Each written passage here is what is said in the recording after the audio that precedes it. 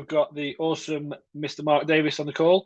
Mark's taking out 20 minutes of his very, very busy schedule to talk about his experience working with us in the 1% over the last few months. Before we dig into that, Mark, do you want to introduce yourself, who you are, what do you do?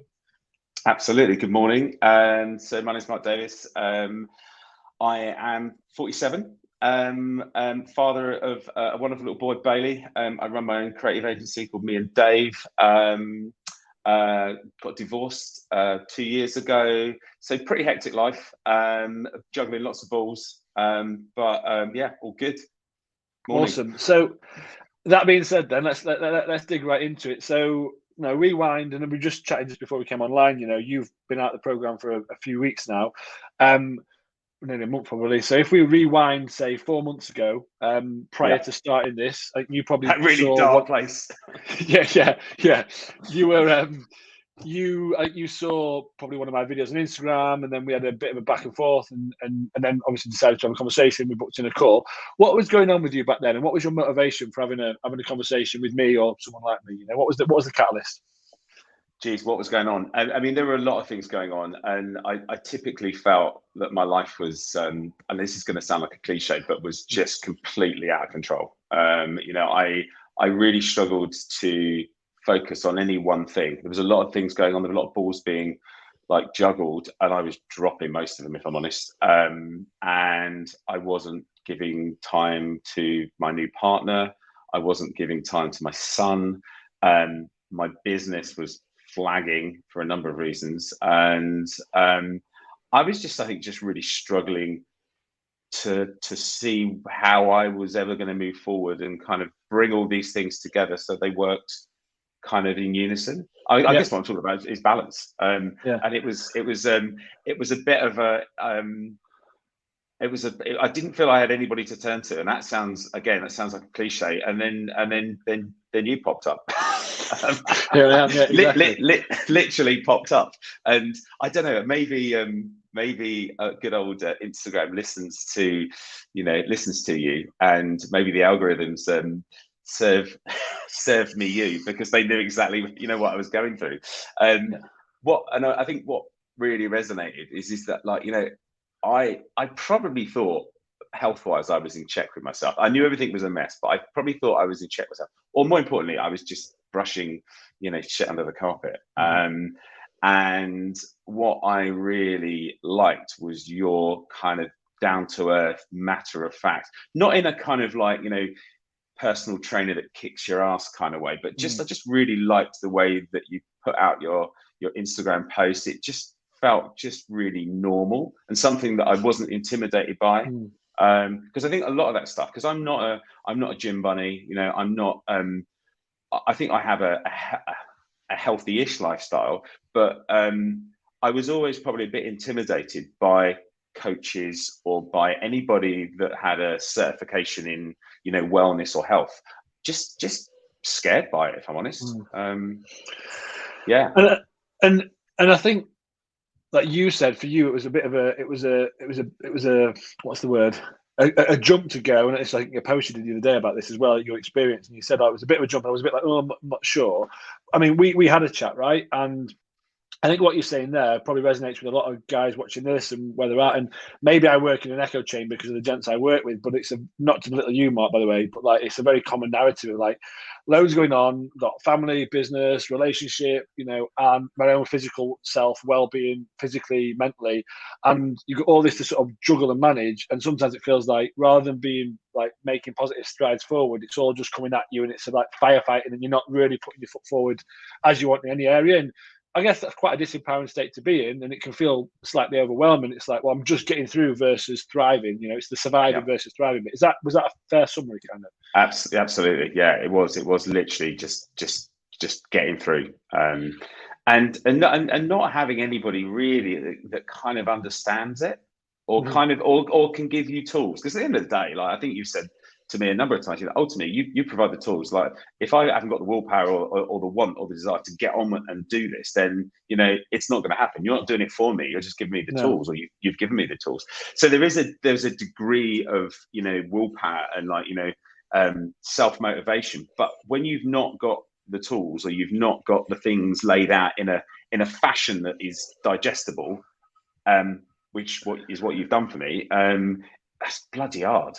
Well, I found it hard.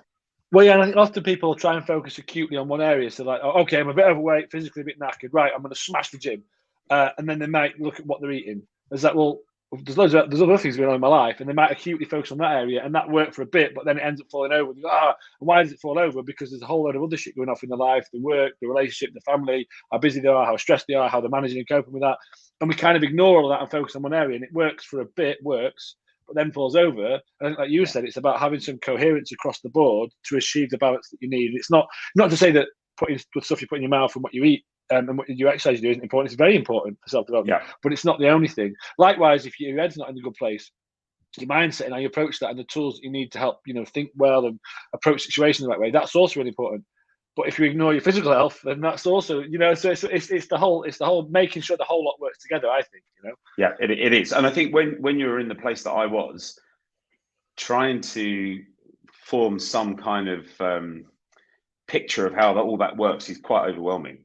And it's hard to see the wood for the trees, because it's just, where do I start? And the way that I would have previously attacked it would have been, right, I'm going to focus on what goes in my mouth. But at the same time, and I would give all my energy to that, and whilst doing that, completely neglect any exercise or what's going on up here. And I think where you started to sort of shine a bit of a light was this. I guess it's how the program works, is incremental changes that are achievable. I always remember you said to me about that, if you say someone that's not run before, go and run a 10K, they're never going to achieve it, or they're never going to achieve it, in the way that they want to achieve it.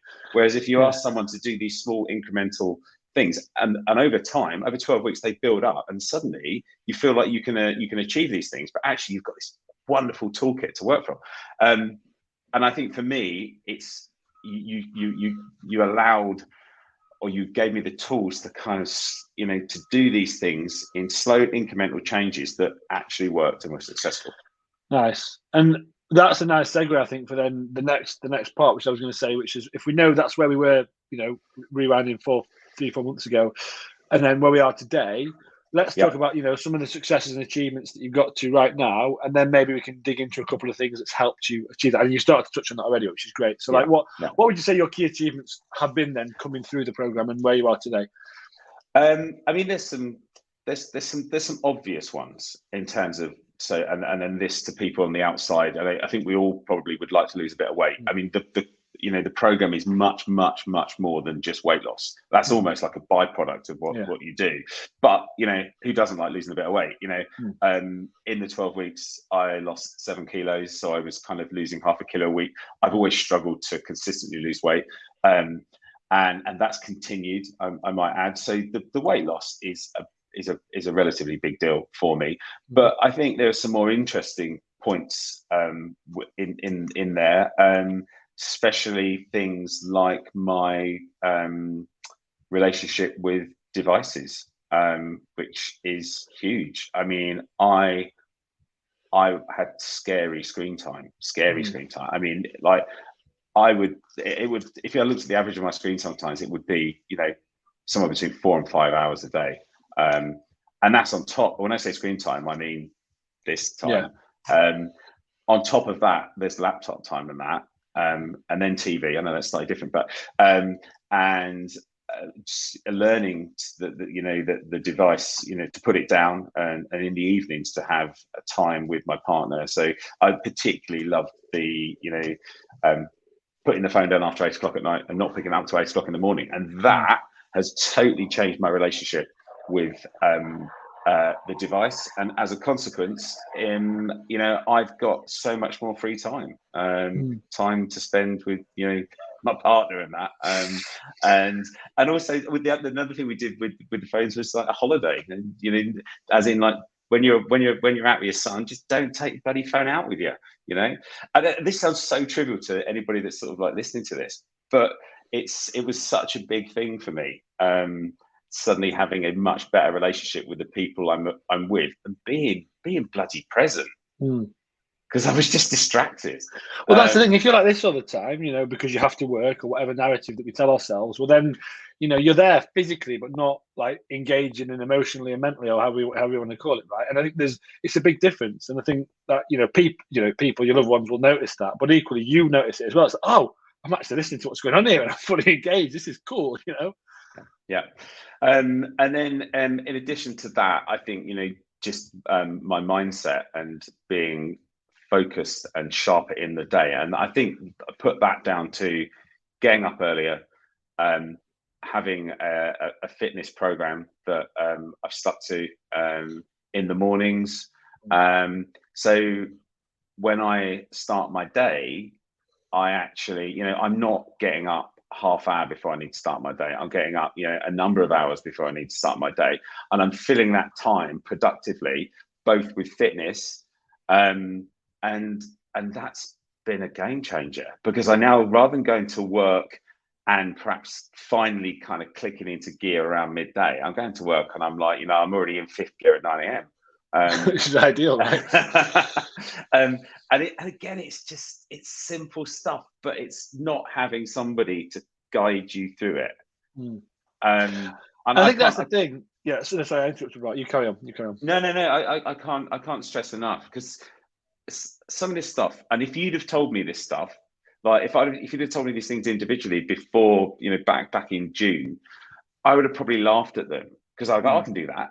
But it's not until somebody actually maps it out and you become accountable. Because I think one of the key things, of the program is that, we're working as a team almost, with a bunch of other guys, and every week you tell your story, and there's something really accountable about that, which then makes you get shit done.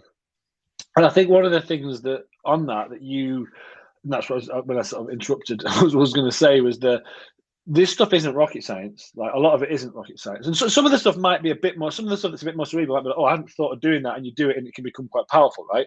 But then a lot of the things aren't that. But it's when they're done disparately. Well, I know all that. It's like, well, when Van Gogh painted an amazing picture. By the way, I'm not comparing myself to Van Gogh. Well, it's just some sunflowers.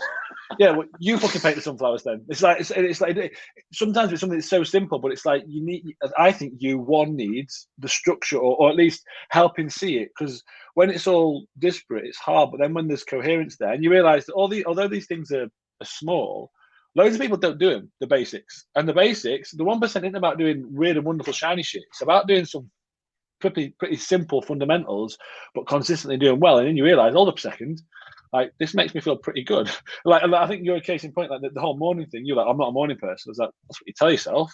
And all of a sudden you realise, maybe I am, actually, if I set things up in the right way and I've got a bit more headspace and time to do the things I do. Actually, now I'm thriving in the morning. And I think that's a powerful shift you can have, because we get stuck in places where we think things based off past patterns of behaviour. And then if you have a few little changes and they're consistent, you can see that, hold up a second, I can feel very differently in a but it's ultimately the same situation that I've been in for a long time, but actually I've helped pivot where I'm at mentally and physically. Does that resonate or make sense? It really does, because I mean, I'm now in a position where I want to get out of bed earlier, and I genuinely never thought that, and that's not just through the habit of getting up earlier now. It's all the other things that come together to make you a fitter, stronger person that makes you want to get on with your day. But I see the benefit of it, and I think there's this huge whereas before, if somebody said to me, right, you're going to get up at 5 or 6 o'clock tomorrow, and I'd be like, why am I going to do that? Like, I'm going to stay up until 1 a.m. watching some Netflix box set because I don't have to go up. Yeah, but now, and then roll out of bed at 8:30 in a rush. Yeah, exactly. Panicking. Yeah.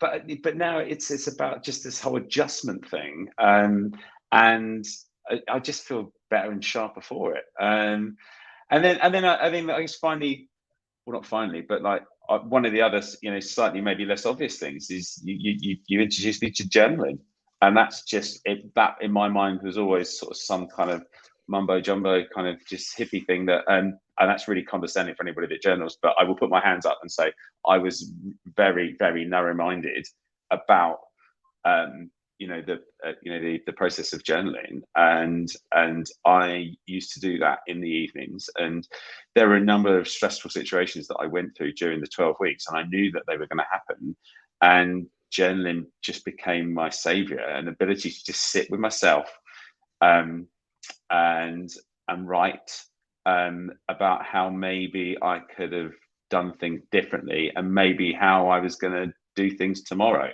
in real simple terms, that felt really cathartic. I think I said to you, and I revisited some of those darker days recently at the end of the course and read some of the stuff, and it was actually really lovely to read back and think, you used that, that process to help you through those times, and I totally understand how it works now, and I apologize profusely for my thoughts and opinions of journaling prior to this program. But I think it's one of those things, and this might sound sexy, but especially as guys, the thought of sitting and writing about yourself feels a bit like, oh, what's that about? But actually using the right context, it can, like, if you do exactly the reason you just said, it can be incredibly powerful. I think something I said to you, and I said this to all the guys who joined the program, I said, look, we work together for the next few months. I think that's all going to be unicorns and rainbows. Bullshit, it won't be. Things will happen and go wrong. But that, for me, is a core foundation of the entire program, because when that happens, and things did happen with you, Mark, we don't have to go into detail, but like, things happened, you have to deal with them. Like, good. Why is that good? Well, this is about living your best no matter what's going on. It's not about having some perfect 3 months where we do things perfectly. It's like, right, everything's gone pear-shaped, or things have been impacted. What do we learn and adapt? And the journaling and a lot of this is all about just being more conscious of what you're doing, and it allows you to be more objective. So rather than just emotionally reacting, you can go, oh, what's going on? Where am I at? Let me think about it. And it's just another tool which allows us to be less reactive and more thoughtful. But then actually helps you put the best foot forward.